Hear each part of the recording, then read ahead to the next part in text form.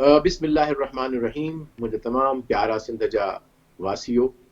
तव्हां सभिनी खे अॼु अजरक ऐं टोपीअ जो ॾींहुं मुबारक हुजे। अॼु वरी तव्हां सां असां हाज़िर आहियूं डायलॉग SDP जे डायलॉग जी सीरीज़ जे हवाले सां। ऐं अॼु जो जेको मौज़ू आहे उहो कल्चर अमूमी तरह सां ऐं सिंध जो कल्चर ख़ुसूसी तरह सां हुनखे असां कोशिशि कंदासीं त तारीख़ी पस मंज़र में बि ॾिसूं ऐं गॾोगॾु अॼु जी जेकी असांजूं हक़ीक़ी आहिनि हालतूं उन्हनि सां गॾींदे ऐं सिंध जूं जेके ऐं पाकिस्तान जूं अमूमन ऐं सिंध जूं ख़ुसूसन जेके तब्दीलियूं आयूं आहिनि समाजी तरह सां उन्हनि खे असां ऐं जोग्राफी तरह सां गुज़श्ता कुझु सदियुनि में उन्हनि खे ॾिसिजे ऐं कुझु डेकेड्स खां वठी उनखे ॾिसिजे ऐं कुझु थोरो उनजो अंग वरी सिंध जी तारीख़ सां मिलाइजे। त अॼु मूंसां गॾु गुफ़्तगू में शरीक थींदा असांजे SDP जो चेयरमैन आहे मिस्टर अली मर्दान राहोजो साहब, असांजे SDP जो वाइस चेयरमैन साहब आहिनि मिस्टर डॉक्टर शफ़कत अब्बासी साहब। असां टई गॾिजी तव्हां सां कोशिशि कंदासीं त डायलॉग जी सूरत में कल्चर खे सम्झण जी कोशिशि कंदासीं ऐं तव्हां सां हिकिड़ो गुफ़्तगू जे अंदाज़ में असां कल्चर खे वेही गुफ़्तगू कंदासीं ऐं सोचींदासीं त सिंधी मुआशिरो सिंधी माण्हू पंहिंजे कल्चर खे कीअं सम्झनि ऐं इन ई कल्चर जे ॾहाके खे अॻिते हली पंहिंजी जेका उन्हनि जी पंहिंजी हिकिड़ी हैसियत आहे एज़ अ पीपल, हिकिड़ी समाज जे हिसाब सां सकावत जे हवाले सां कीअं हुनखे जेको आहे सो हिकिड़ो इस्तेमालु करे सघनि था मस्बत तरीक़े सां अॻिते वधी सघनि था। ऐं उन में मुंहिंजे ख़्याल 4 शयूं ॾाढियूं ज़रूरी आहिनि जेके सम्झाइण पंहिंजे दोस्तनि सां शेयर करणु। त का बि जेका कल्चर आहे या सकाफ़त हूंदी आहे उनजा ओरिजिन त काफ़ी सारा अॻिते डेफिनेशन्स अची वेंदियूं, लेकिन 4 शयूं ॾाढियूं ज़रूरी हूंदियूं आहिनि। त कल्चर बज़ाते ख़ुदि जेको आहे सो आम जेको माण्हू आहे, माण्हू एटला जेके आहिनि उन्हनि जो जेको रवैया आहिनि उन्हनि खे जेको आहे सो उन्हनि जो अक्स हूंदो आहे रवैये जो। हिकिड़ी ॻाल्हि इहा। ॿियो त कल्चर जेको आहे सो इंसानी ज़रूरतूं पूरियूं कंदो आहे, जंहिंमें मुआशरती जज़्बाती इवन सेक्शुअल उहे बि जेके इंसान जा जेके रवैया आहिनि उन्हनि जूं तमामु ज़रूरतूं पूरियूं कंदो आहे। ऐं सभ खां अहम ॻाल्हि इहा आहे त कल्चर जेको आहे सो तब्दील थींदो आहे या ट्रांसफर थींदो आहे जनरेशन खां जनरेशन उहा ज़ुबान जे थ्रू। त ज़ुबान जेको तमामु अहम किरदारु आहे। ऐं सभ खां अहम आख़िरी न पर इहो सभ खां अहम नुक़्तो आहे कल्चर जो, त कल्चर जेको आहे सो माण्हुनि खे मिलाइण जो हिकिड़ो वसीलो आहे, हिकिड़ो प्लेटफॉर्म आहे जेको इंसाननि हज़ारनि सालनि जे तजुर्बे खां पोइ इवोल्यूशन खां सोशलॉजिकली एंड इमोशनली जेका इवोल्यूशन थी आहे इंसान जी जेके ज़हानत खे वधियो आहे इंसान जो, उन में इहो कल्चर जेको आहे सो एज़ अ टूल थियो आहे। पोइ उहा ख़बर हुजे या न हुजे इंसाननि खे, लेकिन हिकिड़ो कल्चर आहे जेको जंहिंजे लाइ ज़रूरी आहे त हिकिड़ी ज़ुबान हुजे, ज़रूरी आहे त उहे हिकिड़े हंधि रहंदा हुजनि, ज़रूरी आहे त उहे माण्हू सभु उन ई कॉमन बिहेवियर खे पंहिंजो सम्झनि, उन्हनि सुठनि रिवायतनि खे पंहिंजो सम्झनि ऐं मोस्ट ऑफ ऑल उहो कल्चर हमेशह शमूलियत वारो हुजे, इंक्लूजन वारो हुजे, एक्सक्लूजन वारो न हुजे। इन्हनि जुमलनि खां पोइ मां वेंदुसि पंहिंजे तमामु क़ाबिल पैनल वटि। अली मर्दान साहब, तव्हां सां मां शुरू थो कयां त तव्हांजी दानिश में कल्चर या सकाफ़त छा आहे, उनजो इंसानी रवैयनि ते ऐं इंसानी इर्तक़ा एज़ अ सोसाइटी ते छा असरात रहनि था, उन खां पोइ वरी अॻिते असीं उनखे कॉन्टेक्सटलाइज़ कंदासीं सिंध सां ऐं पाकिस्तान सां। साईं अली मर्दान साहब। साईं बलोच साहब, तव्हांजी महिरबानी ऐं दोस्तनि जी महिरबानी। अॼु तमामु सुठे मौज़ूअ सां गॾु सभु दोस्त गॾु थिया आहिनि ऐं अॼु सिंधी कल्चरल डे बि आहे। इनफैक्ट असांजो हीउ सिंधी ईद जो ॾींहुं बि आहे, तंहिं करे सभिनी ॾिसंदड़ वारनि खे असां सिंधी ईद जे हवाले सां मुबारक विझूं था। साईं, कल्चर जेको आहे या सकाफ़त जेको आहे न, इहो तमामु हिकिड़ो वसी मौज़ू आहे ऐं इन में उहे सभु शयूं मौजूदु आहिनि जेके असांजे ज़ाहिरी ॾेख खे, असांजे लिबास खे, असांजे रवैयनि खे, असांजी म्यूज़िक खे, असांजे सभिनी शयुनि जी नुमाइंदगी करे थो। इहो हिकिड़ो सिर्फ़ु ख़ाली असांजे वेस सां मतिलबु कंसर्न आहे, पर तक़रीबन सॼी शयुनि जो हिकिड़ो मजमू आहे। सो उन में कुझु शयूं जेके असांखे वज़ाहिर नज़र ईंदियूं आहिनि उहे त बेसिकली इहे हूंदियूं आहिनि त असांजो लिबास छा आहे, असांजी ॿोली छा आहे, असांजी मौसीक़ी छा आहे, असांजा हिस्ट्री छा आहे, कल्चर छा आहे। इन सभिनी खे जेकॾहिं गॾाईंदा आहियूं त उहो जेको आहे सो कल्चर थींदो आहे। पर असुलु हूंदो आहे जेके माण्हुनि जा जे ज़हन हूंदो आहे, सोच हूंदी आहे, जेके लाड़ा हूंदा आहिनि, त असां शयुनि जे बारे में, ज़िंदगी जे बारे में, ज़िंदगीअ सां जेके सभु मुंसलिक जेके ॿिया शोबा आहिनि उन जे बारे में असांजी सोच छा आहे ऐं इन सोच ते असांजो अमल छा आहे। असुलु हिकिड़ो जेको सकाफ़त जो हिडन एस्पेक्ट इहो बि हूंदो आहे त जेके एटीट्यूड्स आहिनि, जेके लाड़ा आहिनि, रवैया आहिनि, उहो बेसिकली सकाफ़त जो मज़हर हूंदा आहिनि। जेकॾहिं का क़ौम फ़र्ज़ु करो महिनती आहे ऐं इंडस्ट्रियस आहे ऐं जेको आहे सो मॉडर्न आहे, मतिलबु जदीद आहे, जदीद लाड़नि सां गॾु हले थी, उहा डेफिनेटली हिन तरक़ीअ जे क़दम में न फ़क़ति मुआशी तौर ते पर सकाफ़ती तौर ते बि तमामु अॻिते हूंदी। सो जेकॾहिं तव्हां नटशेल मां मूंखां पुछो त सकाफ़त इन्हनि सभिनी शयुनि जो मजमू आहे, जंहिंमें असांजी ॿोली आहे, जंहिंमें असांजी तारीख़ आहे, जंहिंमें असांजा रवैया आहिनि, उन में रीतूं रस्मूं आहिनि ऐं असांजा जेके अॻिते जेके ट्रेंड्स आहिनि सभिनी खे जेको आहे सो कल्चर ई जेको आहे सो नुमाइंदगी करे थी। जी भले साहब। थैंक यू अली मलान साहब, ॾाढी सुठी तव्हां जेका सा सकाफ़त खे सम्झायो असांखे। साईं अब्बास साहब, डॉक्टर साहब तव्हां वटि अचूं था। साहब त तव्हां फरमायो त तव्हांजे नज़र में सकाफ़त छा आहे, तारीख़ी पस मंज़र छा आहे, उनजो इंसान जी समाज सां कहिड़ो ताल्लुक़ आहे, थोरो उन ते तव्हां रोशनी विझो। बिस्मिल्लाहिर्रहमानिर्रहीम। साईं तमामु महिरबानी तव्हांजी, तव्हां मौक़ो ॾिनो ॻाल्हाइण जो ऐं वज़ाहत करण जो। एक्चुअली जीअं साईं अलाह साईं क़ुर शरीफ़ में फरमायो आहे त असां तव्हांखे सभिनी खे इंसाननि खे माना हिकिड़े ई माउ पीउ मां पैदा कयो, पर पोइ बाद में तव्हांखे क़ौमुनि ऐं क़बीलनि में इन करे विञायो वियो त तव्हांजी शनाख़्त थी सघे। का बि क़ौम कंहिंखां बहितर या वॾी या घटि न आहे। त ईअं ई आहे त जॾहिं आदम जी औलाद विराई वई सॼी दुनिया में, त मुख़्तलिफ़ इलाइक़नि में वई आहे, उते पंहिंजी बेसिकली जेको कल्चर जो लफ़्ज़ आहे उहो एग्रीकल्चर में ई निकितो आहे। त जीअं माना त जिते उन्हनि वञी कल्टिवेशन कई, ज़मीनूं फेड़ियऊं, पाण पंहिंजो उते वञी सुखिया थिया ऐं पंहिंजो रोटी रोज़गार जो बंदोबस्तु कयूं। पोइ उन जे हिसाब सां उनजी रहणी करणी थी, उन जे हिसाब सां उन्हनि उते लिबास अपनायो या उन्हनि जो लिबास उते ठहियो। त हज़ारनि सालनि जी तहज़ीब आहे। उन में हिकिड़ो जीअं ग्रुप हूंदो आहे, हिकिड़ा इलाइक़ा हूंदा आहिनि, उन इलाइक़े जे माण्हुनि जी पंहिंजो पाण में विहण करणु, उथणु विहणु जेको ऐं पंहिंजो महिनत करणु ऐं रोज़गार जा तरीक़ा,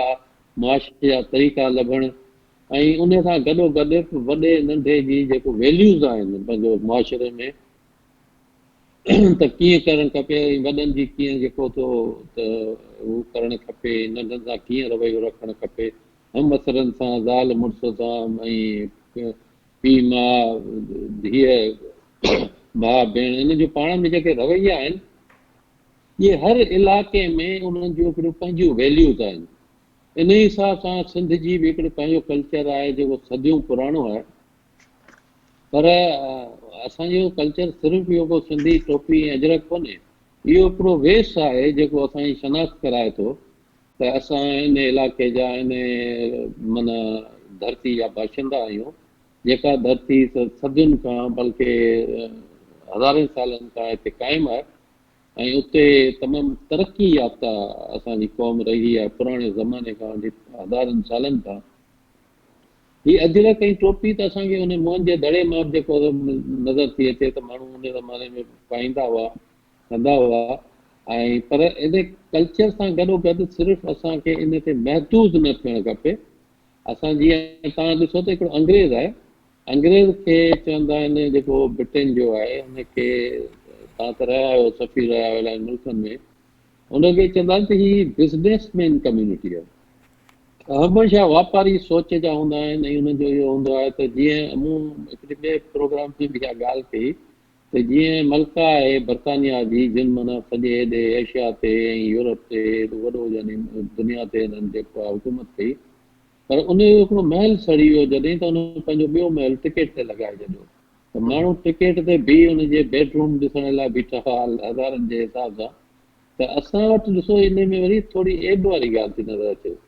की असांखे तव्हां चङा माण्हू तव्हां हिकिड़ा मिडिल क्लास जा माण्हू तव्हांखे केरु थिए त तव्हांखे टिकेट पैसा थो ॾियां, तव्हां पंहिंजो बेडरूम ॾेखारे छॾियो त तव्हां इनकार करे छॾींदो यार मां मुंहिंजे पर्सनल लाइफ में छो था इंटरफेयर कयो। ईअं ई जर्मन क़ौम आहे, जर्मन जो पंहिंजो हिकिड़ो कल्चर आहे जंहिंखे चवंदा आहिनि त ही माना हिन जो यूरोप जो पठान आहे। जीअं असां वटि पठान आहे अफ़गानिस्तान वारो, उहो हिकिड़ो शायदि अहिड़े टफ इलाइक़े में रहे थो। इलाइक़नि जो वॾो कल्चर ते फ़र्क़ु थो पए। टफ इलाइक़े में रहे थो, हुते को एग्रीकल्चर कोन्हे, उन्हनि खे को तरीक़ो कोन्हे, त उहे पोइ महिनती थियनि था, काचियूं कनि था, जबलनि ते वञनि था, पहाड़ खोटीनि था, त उन्हनि जी हिकिड़ी सख़्तु जान थिए थो। ओहिड़े नमूने जा जर्मन जे लाइ बि इहो आहे। ऐं तव्हां ॾिसंदो जीअं कोरिया आहे या तव्हां पंहिंजो ॾिसंदव जापान आहे, जैपनीज़ आहिनि, उहे तमामु नेठा ऐं निमड़ा ऐं माना हुननि जो कल्चर इहो हूंदो आहे त तमामु माण्हुनि सां ओबलाइट हूंदा ऐं हुननि सां का हुन में तकबुर फ़ख़्रु न हूंदो, तव्हां ॻाल्हाईंदो त झुकी मिलंदा, सभु कुझु कंदा। त सिंध जो हिकिड़ो कल्चर साईं महिमान नवाज़ी जो रहियो आहे, तमामु सुठो रहियो आहे। ऐं तव्हां वारी ॻाल्हि त हुन में एक्सक्लूसिव असांजो कल्चर ज़रूरु आहे, पर इंक्लूसिव बि कंहिं हिसाब सां जॾहिं ॿियनि जा असां वटि हिते माण्हू आया आहिनि उहे असां वटि ज़म थी विया आहिनि। अरब आया, अफ़गानी आया, पंहिंजो मुग़ल आया, पंहिंजो बलोच आया, त उहे सभु हिन कल्चर में ज़म थी विया। छो हिन कल्चर जी असांजी हिकिड़ी गहराई आहे, उहा एॾी गहराई आहे जो जेको हुन में घिरे थो त उहो हुन में ज़म थी थो वञे। इहा हाणे ख़ूबी आहे तमामु सुठी हुनजी। मुंहिंजे हिसाब सां कल्चर जी इहा डेफिनेशन आहे जेका मां सॼी दुनिया खे ॾिसां थो। ऐं उन में इहो सुठी शइ आहे त असां घटि में घटि हिकिड़ो ॾींहुं अहिड़ो मुक़ररु कयूं था ऐं उन ॾींहं ते घटि में घटि असां उनखे वरजायूं था त असां हिन धरती जा मालिक आहियूं, असांजी धरती जी पुराणी तहज़ीब आहे, ताकी केरु माण्हू असांखे इहो जीअं हिकिड़ा माण्हू अचनि था हिकिड़े कुंद ज़हन जा माण्हू, उहे अची असांखे इहो न सम्झाइनि त असां तव्हांखे अची तहज़ीब सेखारी आहे या छा सेखारी आहे। असांजी तहज़ीब हज़ारनि सालनि जी पुराणी तहज़ीब आहे। असां पाण तव्हां बलोच आहियो, असां अबासी आहियूं, को माना त अरब कल्चर मां आयो आहे, त को बलोच कल्चर मां आयो आहे, त को मकरान मां आयो आहे, पर हिते कॾहिं बि महसूसु कोन थो थिए त हिते जा असां ओरिजिनल आहियूं। असां पंहिंजूं ॿोलियूं विसारे छॾियूं, असां सभु कुझु इन धरती आहे हू थी वियासीं, वासी थी वियासीं। ऐं हिकिड़ी सिंपल ॻाल्हि आहे त जॾहिं तव्हां कंहिंजी ॿोली जी इज़त कयो था त तव्हांजी ॿोली जी बि ॿियो माण्हू इज़त करे थो। त ॿोलियूं त जेतिरियूं सिखियूं वञनि उन में माना जेतिरो सिखिजे ओतिरो सुठो आहे, ओतिरो वसी माण्हूअ जी वसी कलबी नज़र अचे थी। ऐं उन में वुसत कलबी जे करे जेको आहे सो तव्हांजो मोहबतूं पैदा थियनि थियूं ऐं ॿोली जो एॾो असरु थिए थो जो तव्हांखे यादि हूंदो त पंहिंजो या नवाज़ शरीफ़ वारा जॾहिं सऊदी वेंदा हुआ त ही उन्हनि सां कॾहिं तर्जुमान न रखंदा हुआ, पाण सां ही अरबी में ॻाल्हाईंदा, तंहिंजे करे हुननि जी हिकिड़ी ॾिसो त हुननि सां कहिड़ी हिकिड़ी अटैचमेंट थी जो हुननि खे माना इन्हनि ॾुखियनि वक़्तनि में बि सिर्फ़ु हिन ज़बान जे मोहबत जे करे ऐं हुननि सां हुननि जी हिकिड़ी पंहिंजाइप हुई जो हुननि ॾुखे वक़्त में हिन वॾो साथ ॾिनो आउट ऑफ द वे वञी। त ज़बान जो हिकिड़ो तमामु मिठास आहे ऐं हुन सां हिकिड़ी मोहबत पैदा थिए थी। जेतिरियूं ज़बानूं जिन माण्हुनि जूं तव्हां ॻाल्हाईंदो, हाणे हितां माण्हू सियासतदान वञनि था, ॿ लफ़्ज़ या 4 लफ़्ज़ पछतो या सिखी वञूं हुते मैदान में या हुते ॻाल्हायूं त हू पठाण ख़ुशि थी थो वञे। तव्हां बलोचिस्तान में वञी हुननि जी ज़बान खे वञी ऐं ॿ लफ़्ज़ 4 लफ़्ज़ तव्हां हुनजी ज़बान जा ॻाल्हायो त हू तव्हां सां अट्रैक्ट था थियनि। अहिड़े ई नमूने असां वटि बि जेकॾहिं हिक ॿिए जी ज़बान जो एतिराम हुजे, असांजा ॿिया भाउर भाइनि जे असांजी सिंधी ज़बान जी एतिराम कनि था, असां उन्हनि जी ज़बान जो एतिराम कयूं था त हिकिड़ो प्यार ऐं मोहबत जो माहौल पैदा थिए थो ऐं तमामु सुठी ॻाल्हि आहे त अजरक ऐं टोपी हाणे सॼी सिंध जो हिकिड़ो कल्चर थी वियो आहे, जंहिंमें सिर्फ़ु सिंधी स्पीकिंग माण्हू कोन्हनि पर हाणे त सॼे पाकिस्तान में को ॿाहिरां डेलीगेशन अचे थो, केरु वञे थो त क़ौमी सतह ते हुकूमती लेवल ते बि उन्हनि खे सिंधी टोपी अजरक पाराई थी वञे। त हीअ त हाणे पाकिस्तान जी सुञाणप थी वई आहे, न सिर्फ़ु सिंध जी पर पूरे पाकिस्तान जी सुञाणप थी आहे। इहो असांजो कल्चर आहे, इन जे लाइ असांजी ख़ुशी आहे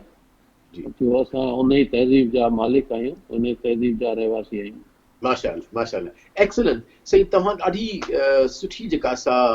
असांखे सम्झाणी ॾिनी कल्चर जे कॉन्सेप्ट जे हवाले सां बि त एज़ अ कॉन्सेप्ट छा आहे ऐं ॿियो जेको तव्हां इम्पॉर्टेंट नुक़्तो इन में तव्हां उथारियो आहे उहो आहे ज़ुबान जी अहमियत कल्चर जे हवाले सां जीअं अर्ज़ कयो पंहिंजे तारीफ़ी शुरूआती जेके मूं इंट्रोडक्शन ॾिनो या जेको शुरू कयो प्रोग्राम त ज़ुबान ही आहे जेका माण्हुनि खे ॻंढे थी ऐं कल्चर खे अॻिते वधाइण जो सभ खां वॾो जेको ज़रियो आहे उहो ज़ुबान ई हूंदो आहे त मुंहिंजे ख़्याल असांखे थोरो जेकॾहिं असां वरी सिंध ते अचूं जीअं तव्हां पाण बि चयो त सरज़मीन महिमान नवाज़ बि रही आहे जंहिंजे करे असां ते नुक़सानात बि थिया आहिनि त घणियूं सारियूं काहूं बि आयूं आहिनि असां ते लेकिन इहा ॻाल्हि तव्हांखे ॾिसणु घुरिजे ऐं ॾाढी छाकाणि जो मां तारीख़ पढ़ाईंदो आहियां ऐं तक़रीबन हर साल उहो कोर्स काफ़ी ॿारनि खे पढ़ाईंदो आहियां ऐं उन में इंडस वैली सिविलाइज़ेशन जो वॾो अहम हिसो हूंदो आहे त पोइ मां उनखे विजुअलाइज़ कराईंदो आहियां त भई विजुअलाइज़ 5000 years बैक छा माण्हू हूंदा हुआ केॾा हॉस्पिटल हुआ केॾा ऑर्गेनाइज़्ड हुआ सभ खां इंट्रस्टिंग ॻाल्हि इहा आहे त साईं दुनिया में जेकॾहिं का मेजरमेंट जी कॉन्सेप्ट आयो आहे त उहो इंडस वैली में आयो आहे ऐं उन्हनि जूं मेजरमेंट जेके ॾिठियूं हुयूं आहिनि जेके उन्हनि जेके तोड़ण जा जेके हुआ से ऐं शेर चवंदा हुआ या किलो चवंदा हुआ जेका बि ज़ुबान उन ज़माने में हूंदी लेकिन हिकिड़ो अहिड़ो स्केलो जेको पूरी दुनिया में इस्तेमालु थींदो हो इहा हिकिड़ी कमाल जी ॻाल्हि हुई सभ खां मतिलबु इहा हिकिड़ी सिविलाइज़ेशन जी ॻाल्हि आहे ॿियो उन्हनि वटि सभ खां अहम ॻाल्हि जेका सा कॉन्सेप्ट जेको हूंदो सो फूड सिक्योरिटी जो हूंदो सभ खां अहम ॻाल्हि जेका उन्हनि खे कोई असलाह जा कारखाना कोन मिलिया आहिनि मुंहिंजे दड़ो मां उन्हनि खे ग्रेनरीज़ मिलियूं आहिनि अनाज रखण जा गुदाम मिलिया आहिनि कपिड़ो मिलियो आहे अजरक जो इहो ठपो मिलियो आहे ठपे सां हू कंदा हुआ त ऐं इन सभिनी शयुनि जो निशान जेको आहे सो बगदाद जे बाज़ारनि में इवन यूरोप जे बाज़ारनि जे जेके कंहिं इलाइक़नि में मिले थो त चवण जो मतिलबु इहो आहे त सिंध जी जेका धरती आहे त उनजो हिकिड़ो वाक़ई तशख़ुस रहियो आहे तहज़ुबी तरीक़े सां तहज़ीब जे हवाले सां कल्चर जे हवाले सां तारीख़ी तरह सां ऐं इन जे बावजूद के त एतिरा सारा माण्हू मुख़्तलिफ़ आया आहिनि काहूं थियूं आहिनि लेकिन जेको असुलु आहे जेको कल्चर जो जेको बुनियाद आहे भाईचारे जो मुहबत जो इंक्लूसिवनेस जो ऐं हिकिड़ी सभ खां वॾी ॻाल्हि आहे जेको इंसानी रवैयनि जो उहो मुंहिंजे ख़्याल में इंटैक्ट रहियो आहे जेको अहस्ता जो आहे अमन जो आहे कोएग्जिस्टेंस जो आहे भाईबंदी जो आहे I think high moral values high human values उहे जेके आहिनि से सिंध जी कल्चर में जो हिकिड़ो बुनियाद रहिया आहिनि अली मर्दान साहब तव्हांखे ऑल्सो रिक्वेस्ट यू नंबर 1 त तव्हां भी इन ॻाल्हि खे बिल्ड कयो त ॿोली जो केॾो वॾो किरदारु आहे कंहिं कल्चर खे प्रोजेक्ट करण में उनजी प्रिजर्वेशन में उनजी कम्युनिकेशन में ऐं पोइ उनखे जेकॾहिं कढे सघो सिंध जे हवाले सां थोरो तारीख़ी हवालो ॾींदे अॼु जे तारीख़ जे हवाले सां त कहिड़ा इशूज़ असांखे हींअर थिया आहिनि या कहिड़ी मिसअंडरस्टैंडिंग जॾहिं सिंध जी कल्चर जी ॻाल्हि कई वई छो अञा ताईं उहा एक्सेप्टेबिलिटी जेका यूनिवर्सल हुअणु घुरिजे पाकिस्तान में अचे पई आहिस्ता आहिस्ता लेकिन उन लेवल ते न आहे उन में असांजियूं ख़ामियूं आहिनि निज़ाम जूं ख़ामियूं आहिनि या ॿिन्ही जूं ख़ामियूं आहिनि इन ते ज़रा महिरबानी करे तव्हां सां शेयर कयो अहम मौज़ू छेड़ियो आहे त कल्चर जेका पहिरीं डिमॉन्स्ट्रेशन हूंदी आहे माना जेको मज़हर हूंदी आहे ॿोली हूंदी आहे ऐं ॿोली सदियुनि जो जेको विज़डम हूंदो आहे सदियुनि जी जेका ॾाहप हूंदी आहे रवायतूं हूंदियूं आहिनि उन्हनि जी हिकिड़ी सुञाणप हूंदी आहे हिकिड़ी अलामत हूंदी आहे सिंधी ॿोली जीअं तव्हांजी तारीख़ ट्रेस कई थी आहे मुंहिंजो दड़ो खे त 2500 साल था चवनि पर जेके हाणे रिसर्च आई आहे उन मुताबिक़ त हीअ कुझु 6000 सालनि खां बि वधीक पुराणी तहज़ीब आहे हीअ तहज़ीब मिस्र खां बि जेको आहे जे तहज़ीब खां बि अवाइली आहे ऐं हू जेको लैटिन अमेरिका जी एनका जी ऐं हू जेका तहज़ीब आहे उन खां बि जेको आहे सो हीअ पुराणी आहे इहा रिसर्च हाणे एस्टेब्लिश थी वई आहे इहा ॿोली तॾहिं खां हली ऐं उन में मुख़्तलिफ़ दौरनि में ॿोली हमेशह हिकिड़ी जानदार हूंदी आहे ऑर्गेनिक शइ हूंदी आहे उहा वक़्त सां गॾु उन में तब्दीली ईंदी रहंदी आहे ज़रूरी न आहे जेका असांजी बिल्कुलु अवाइली ॿोली आहे हूंदी पर उहा वक़्त सां वक़्त जे तक़ाज़नि सां तब्दील थींदी आहे ऐं जेका ॿोली जानदार हूंदी आहे उहा ई सर्वाइव कंदी आहे तव्हां लेटेस्ट रिपोर्ट्स पढ़ियूं हूंदियूं यूनाइटेड नेशंस जूं ऐं ॿियनि जूं यूनिसेफ वारनि जूं त पोयनि 100,000 सालनि में कोई घटि में घटि 80,000 ॿोलियूं जेके मुख़्तलिफ़ डायलेक्ट्स आहे उहे ख़तमु थी विया आहिनि। हाणे ख़तमु थियण जो सबबु इहो था ॿुधाइनि त उन करे ख़तमु थिया आहिनि त उन जा जेके ॿोलीअ जा ॻाल्हाईंदड़ हुया उन्हनि उन ॿोलीअ खे एडॉप्ट कोन कयो ऐं ॿोलीअ जेको आहे सो वक़्त जे तक़ाज़नि मुताबिक़ वाध विझ कोन खे तंहिं करे ख़तमु थी। हिन वक़्तु बि तमामु वॾियूं ॿोलियूं जेके ॻाल्हायूं वञनि थियूं दुनिया में उहे डेंजरस इंडेंजर्ड आहिनि। माना उन में इवन असांजी जेका वधि में वधि पाकिस्तान जी वॾी ॿोली आहे उहा पंजाबी आहे। उहा पंजाबी लाइ बि यूनिसेफ चए थो त इन खे ख़तरो लाइक़ु आहे छो त हुनजा जेके असुलु ॿोली ॻाल्हाईंदड़ माण्हू आहिनि उहा उनखे ओन कोन था कनि ऐं हिकिड़ी ॿी ॿोलीअ में शिफ्ट था कनि। पर असांजी ख़ुशकिस्मती, असां सभिनी दोस्तनि जी ख़ुशकिस्मती, असांजी क़ौम जी ख़ुशकिस्मती त असां ॿोलीअ खां बिल्कुलु कटियल कोन रहिया आहियूं। हमेशह असां पंहिंजी ॿोली ॻाल्हाई आहे पर ॿोली ज़ाहिर आहे वक़्त सां गॾु जेको आहे तब्दील थींदी आई आहे। ऐं हिन वक़्तु बि जेका सिंधी ॿोली आहे जेकॾहिं उनखे तव्हां ॾिसंदो त उन में केतिरियूं अरबिक लैंग्वेज ऐं पर्शियन लैंग्वेज जा तव्हांखे लफ़्ज़ मिलंदा। जीअं त मुंहिंजो तजुर्बो रहियो आहे डिप्लोमेसी में, मां टर्किश ॿोली बि ॻाल्हाईंदो आहियां, कुझु पर्शियन बि मूंखे ईंदी आहे। त हिकु दफ़ो असां जेको आहे सो ईअं जस्ट जनरली असां हिकिड़ी सर्वे कईसीं त घटि में घटि 7,000 जेके ॿोली जेके टर्किश ॿोलीअ में लफ़्ज़ आहिनि उहे बेसिकली सिंधी या उर्दू जा आहिनि, या वाइस वर्सा सिंधी ऐं उर्दू में कोई 7-8,000 जेको आहे सो जेके वर्ड्स आहिनि उहे जेके आहिनि अरबी ऐं पर्शियन जा आहिनि। सो ॿोलियूं हिक ॿिए मां इन्फ्लुएंस थींदियूं आहिनि। लेटेस्ट जेका जीअं असां हिते माना ब्रिटिश जो कब्ज़ो रहियो त असां ॾिठो हूंदो त असांजी ॿोलीअ में तमामु घणा अंग्रेज़ी लफ़्ज़ अची विया आहिनि। पर इहा ॻाल्हि ख़राबु कोन्हे, माना इन सां ॿोली जेको आहे में वुसत पैदा थी थिए, तंहिं करे ॿोलियूं वधंदियूं वधंदियूं रहनि। जीअं हिकिड़ो तव्हां तारीख़ी हिकिड़ो मिसाल ॿुधायो न, हाणे मां तव्हांखे तारीख़ी मिसाल थो ॿुधायां, तव्हांखे ॾाढो वणंदो। हाणे तव्हां ॾिठो हूंदो त जेको आहे सो जेके मंगोल हुया उन मुस्लिम वर्ल्ड खे चवंदा तख़्तो ताराज करे छॾियो। उहो बेसिकली बगदाद में विया, बगदाद खे साड़ियऊं, ॿिया जेके मुल्क शहर हुया उन वक़्तु मुस्लिम वर्ल्ड जा उन्हनि सभिनी खे तबाह कयूं। पर वेंदे वेंदे जेके मंगोल हुया उहे जेके जेको आहे सो आतिश जेको आहे सो हुनजा हूंदा हुआ ज़रतुश या हुनजो हिकिड़ो पगन क़िस्म जो रिलीजन हुयो, उहो जॾहिं हितां निकिरी आहे त सभु मुस्लमान थी विया। हाणे मंगोलिया सभु मुस्लिम कंट्री आहे। सो उन लाइ तारीख़दान चवंदा आहिनि त बेसिकली कॉन्करर्स वर कॉन्कर्ड बाय दी लैंड, त जेके फातेह हुया उहे मफ़तू थी विया जॾहिं पहुता। एग्ज़ैक्टली सिंध में बि इहा ॻाल्हि अथव त सिंध में बि केतिरा ई फातेह आया, अरब आया, अरगून आया, तुर्खान आया। इवन पोइ दौर में तव्हां बलोचनि जी टालपुरनि खे बलोच एरिया चइबो आहे, बलोचनि जी हुकूमत आई, पर उहे सभु जो सभु सिंधी थी विया, सभु जो सभु सिंधी एडॉप्ट कई। त मां त इनखे इन ॻाल्हि सां कनेक्ट कंदो आहियां त असांजी एतिरी जेका असां ॿोली ऐं सफ़कावत जेको आहे सो मज़बूत हुई जिन फातेहनि खे बि मफ़तू करे छॾियो। माना एक्चुअली दी कॉन्करर्स वर बिकम कॉन्कर्ड। सो इहा ॿोली आहे। हिकिड़ो ॿियो बि तारीख़ी मिसाल तव्हांखे ॾियां, जेका अरब एक्सपांशन हुई तव्हां ॾिठो हूंदो त उन जेका असां अरबुस्तान में जेको आहे सो मुस्लिम हुकूमत निकिरे थी, हिकिड़े पासे इजिप्ट बि अंदलसिया पहुती, उन खां पोइ सॼो सेंट्रल एशिया ऐं आख़िर में सिंध ते हुननि जो छेड़ो थियो।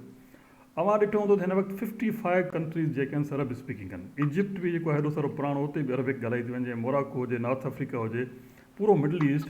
पर सिर्फ़ु ॿ जेके आहिनि से कल्चर हुयूं, ॿ जेके कल्चर हुयूं उन्हनि पाण खे प्रिज़र्व कयो। हिकिड़ी पर्शियन हुई कल्चर जेका तमामु घणी जेका पर्शियन एम्पायर ऐं पर्शियन जेका कल्चर फारस जी जेका उहो कल्चर हुई उन पंहिंजो पाण खे बचायो, पंहिंजी ॿोलीअ खे बचायो। ॿियो सिंधीअ बचायो। हालांकि असां जेको आहे 350 साल जेको आहे सो अरबन जे कंट्रोल में रहियूं, पर असां पंहिंजी ॿोली ऐं सकाफ़त बचायोसीं। इहो इन करे बचायोसीं त असांजी ॿोली सकाफ़त एतिरी मज़बूत हुई जो जेको ॿाहिरां यलगारू थियूं उन्हनि खे बि अब्ज़ॉर्ब करे छॾियो। सो चवण जो मक़सदु इहो आहे, तव्हांजो सुवाल ते अचां थो त असांजी ॿोली क़दीम आहे, असांजी जेका सकाफ़त वसी आहे, असांजी ॿोली वसी आहे। हाणे मॉडर्न ॻाल्हि ते अचूं, वधीक शफ़क़त साहिबु हिन खे एक्सप्लेन कंदो त हीअ ॿोली जेका असां इन लेटेस्ट फॉर्म में जेको आहे सो ऑर्गनाइज़ जेका कई उहा अंग्रेज़नि कई। अंग्रेज़नि जी सूरत खती ठाही, उन्हनि जेको आहे सो ग्रामर ठाहियो ऐं उनखे जेको आहे सो सरकारी तौर ते मुरवज करायो ऐं इहो बि पाबंद कयो त जेको सरकारी अमलदार ईंदो उहो पहिरियों सिंधी सिखंदो। ऐं उन खां पोइ इन साॻी सिंधीअ में न फ़क़ति इनखे दफ़्तरी ज़ुबान पर गॾोगॾु अदालती निज़ाम, रेवेन्यू ज़ुबान ऐं तालीमी ज़ुबान जेको आहे सो हुन करार ॾिनो। सो उन खां पोइ हिन मॉडर्न शिकिल जेका अख़्तियार कई उनजो बि इहो हुयो त इन सिंधीअ में उहे सभु शयूं मौजूदु हुयूं। माना उहे सॼा जेके आहिनि से लफ़्ज़, उहे जार्गन्स, उहे इस्तिलाह सभु मौजूदु हुया त उहा कंहिं बि स्टेट खे या इवन एजुकेशन जे हाईएस्ट डिग्रीअ लाइ जेको आहे कमु अची सघे थी। नतीजे में हुननि सिर्फ़ु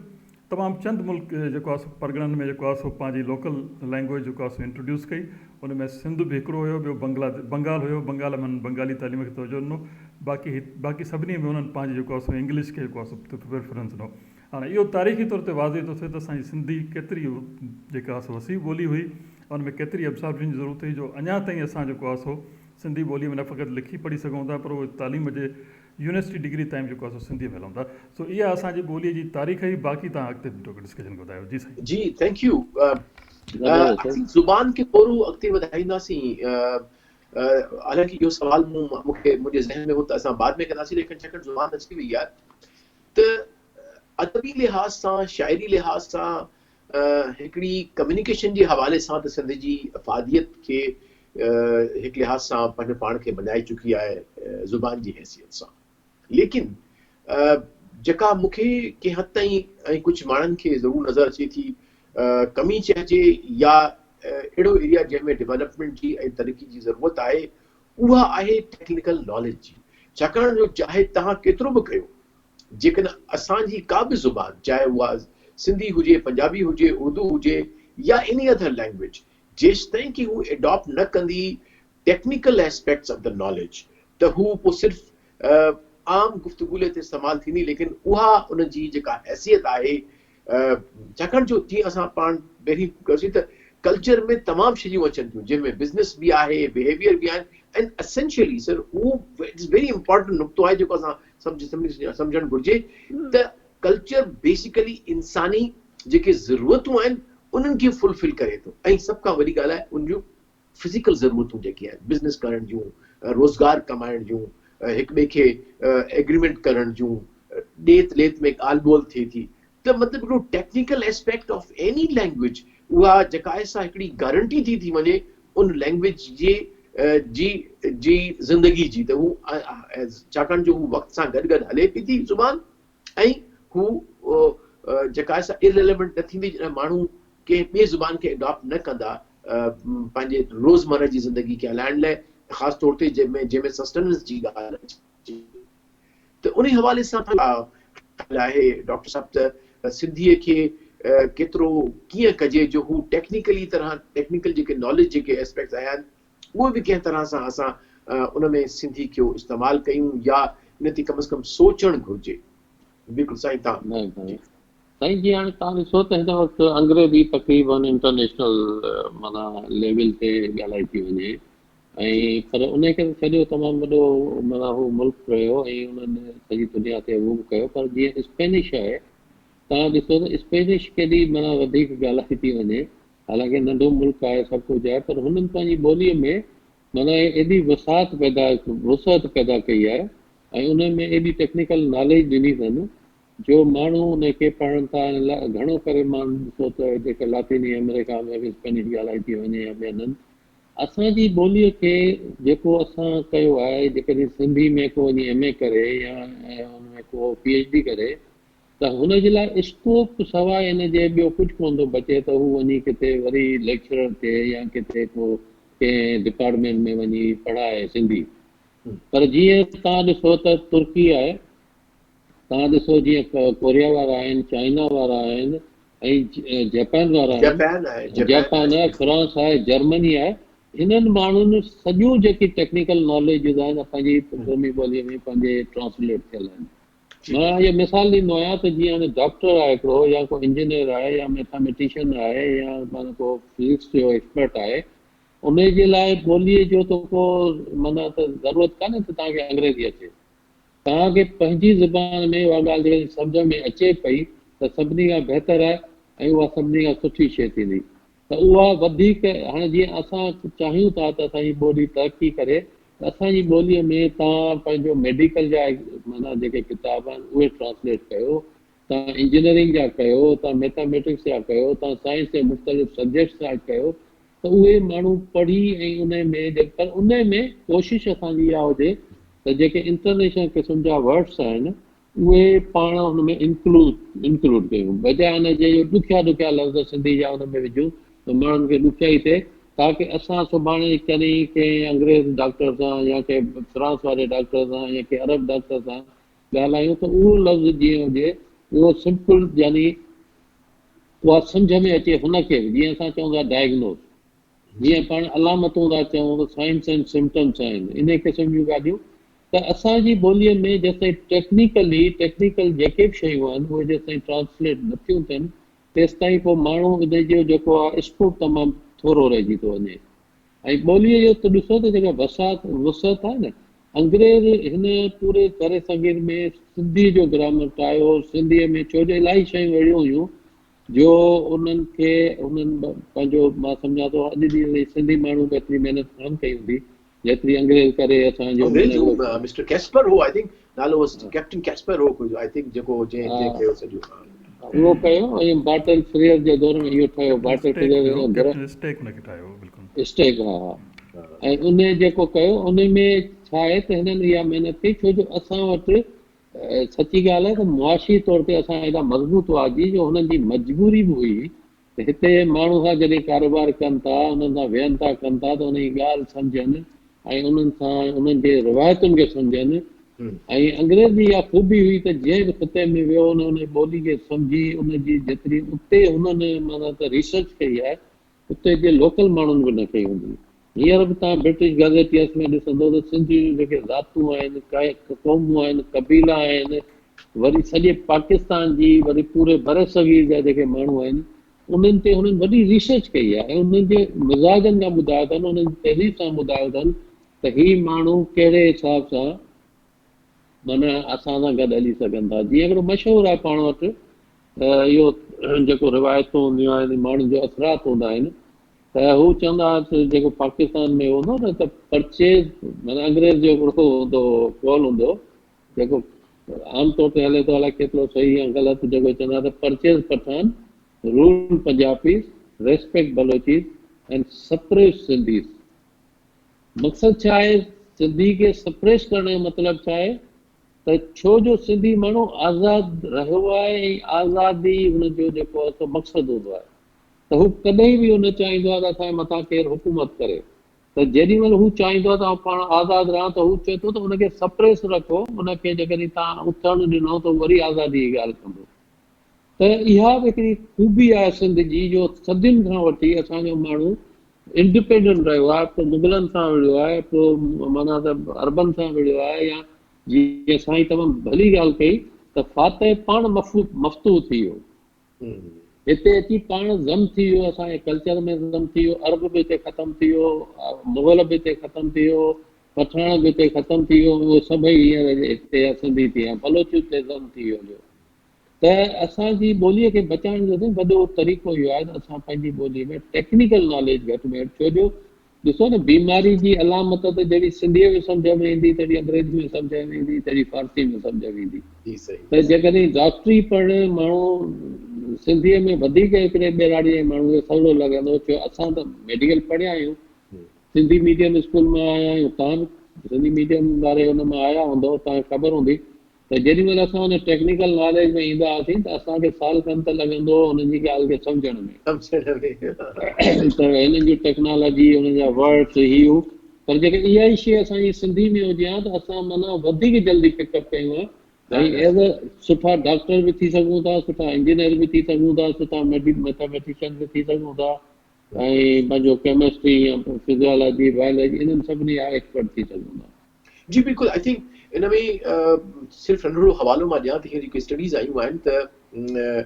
इंसान खे जेकॾहिं कंहिं ॿार खे हुनजी मदर टंग में पढ़ायो वञे, छाकाणि जो इहा बि हिकु स्टडी आहे, तव्हांखे वधीक ख़बर हूंदी, तव्हां मेडिकल में आहियो, त ॿार जो दिमाग़ जेको आहे सो जेका माउ ॿोली ॻाल्हाए थी उहे somehow starts to get the software जेको इंसान जे दिमाग़ में ॿार जो थिए थो उहो starts to somehow get connected to the neurons, हिकिड़ी थी हाइपोथेसिस आहे इहा। लेकिन उनखां वधीक जेका टेंजिबल स्टडी जेका आहे सा इहा आहे त as far as the learning quality, ॿार जी जेका सिखण वारी जेका आहे क़ाबिलियत, उहा पंहिंजी मादरी ॿोली में वधीक जल्दी थिए थी ऐं वधीक गहरी थिए थी, लिहाज़ा इन में को शक न आहे त असांखे। लेकिन गॾोगॾु मसइला बि आहिनि। मसइलो मां हिकिड़ो वाक़ियो तव्हांखे ॿुधायां, तव्हां स्कूल जी ॻाल्हि कई, मां हिकिड़े स्कूल में पढ़ंदो हुउसि, हुते असांजो हिकिड़ो केमिस्ट्री जो टीचर हूंदो, उहो उर्दू स्पीकिंग हो, लेकिन उर्दू सिंधी सफ़ा न ईंदी हुनखे, ऐं मूंखे somehow because of our like social असांजा जेके कनेक्शन हुआ उन्हनि सां, उर्दू स्पीकिंग वारनि सां मुंहिंजी सुठी उर्दू हूंदी नंढे हूंदे बि, त हू उर्दू में लेक्चर ॾींदो हो केमिस्ट्री जो, ऐं मूंखे चवंदो, छाकाणि वीचारा छोकिरा न सम्झी सघंदा हुआ, कहिड़ा ॿारड़ी जा बि ईंदा हुआ जेके न सम्झी सघंदा, पोइ हुनखे मां सवली सिंधीअ में केमिस्ट्री जा जेको चवंदो प्रोफेसर हुनखे, सो आई वाज़ हिज ट्रांसलेटर। त को शक न आहे, ऐं सम्झ में अची वेंदी हुननि खे ॻाल्हि। वॾी ॻाल्हि इहा आहे त साबित इहो थियो त असांखे अंग्रेज़ी सां गॾोगॾु इहो कोन्हे को अंग्रेज़ी छॾणु घुरिजे, छाकाणि जो अंग्रेज़ी हिन वक़्तु हिकिड़ी आलमी ज़ुबान आहे, तिजारत जी, साइंस जी, टेक्नोलॉजी जी, ऐं उन हद ते सिंधी खे वठी वञणु ॾाढो मुश्किल आहे। लेकिन हिकिड़ी कोशिश असांजी जारी रहणु घुरिजे